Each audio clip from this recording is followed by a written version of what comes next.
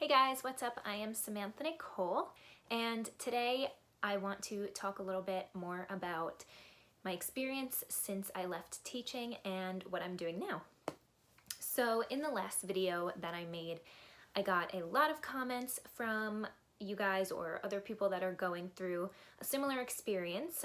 Some people commented that they are thinking about leaving teaching, and then there were people that commented saying that they have also left teaching.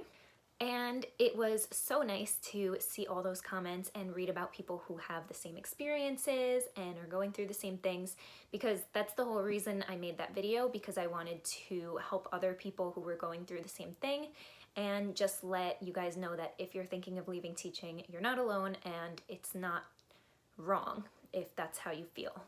So I left teaching at the end of last year. But because of COVID, I was already spending a lot of time at home, and I started to use that time to really research and figure out what I wanted to be doing.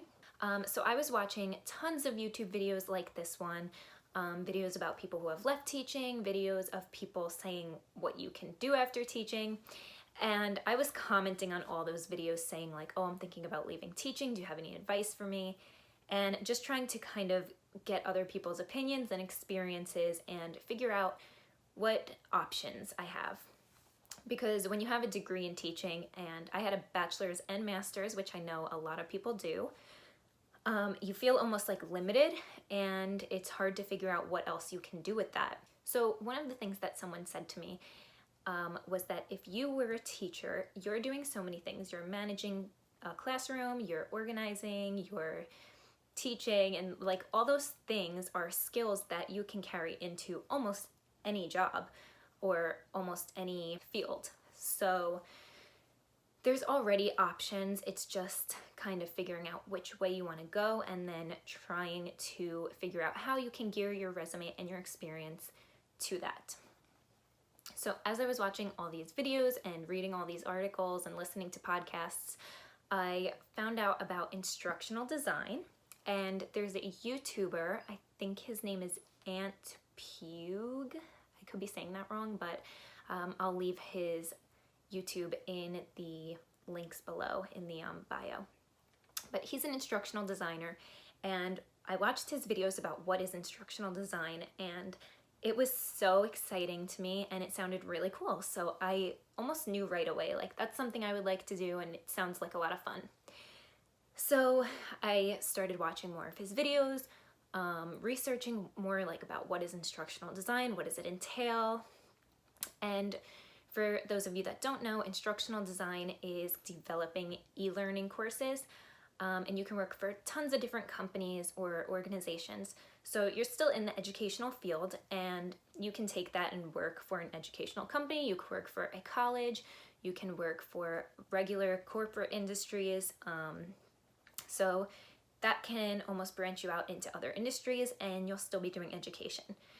The difference is you're doing e-learning courses and you're developing things online, and you're not in the classroom. So you're still, doing everything. Well, for me, I was still doing everything that I loved, which I do love children too, not to say that, but it takes away that stress of being in front of 25 kids. So yeah, I kind of knew that that's what I wanted to do. So then my next question was, okay, well, how do I do this? I don't really want to go back to college again. I don't really have money put away to get a certification. So what else can I do to, learn how to do this? Because I didn't really know anything. I knew how to teach. I knew like Bloom's taxonomy and all that, but I didn't know how to develop an e-learning course from scratch.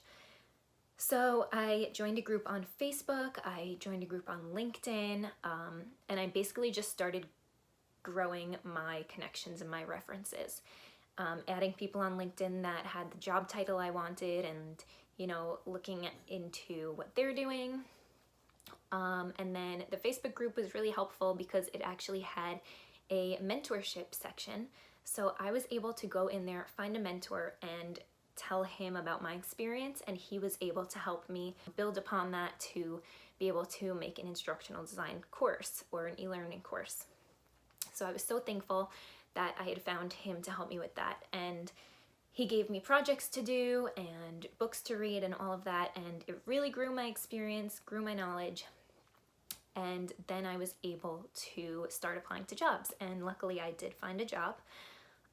So that was my experience with leaving teaching and finding a new career.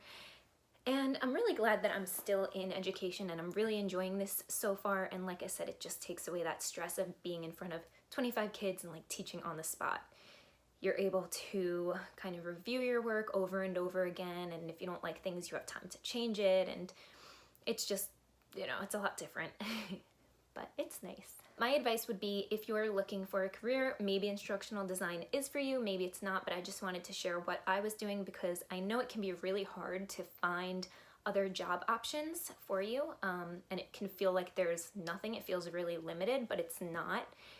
I would just say do a lot of research, find something that you like, and then figure out how you can achieve that and how you can grow your skills and your experience to get that kind of job. Think about your day in the classroom. What is your favorite part? Do you like the lesson planning? Do you like the, you know, organization, curriculum development? I don't know. And then figure out what you can do with that and where you can go. If you guys also went through a change like this, or if you're thinking about going through a change, comment down below what your plans are, because I think it's really important to keep the conversation going and, you know, let others know that you're not alone, that they're not alone, and that there are other options for us. And if you have not been through this, maybe you're thinking about leaving teaching still, I would recommend going back to my other video, because that's really helpful too, to make you feel like you're not alone and to know that other people have been through it. And look through those comments also, because it's really nice to see that there's so many people that are feeling the same way. Yeah, so I hope you enjoyed this video, and I hope that I could help somebody to figure out their next steps. Thanks for watching.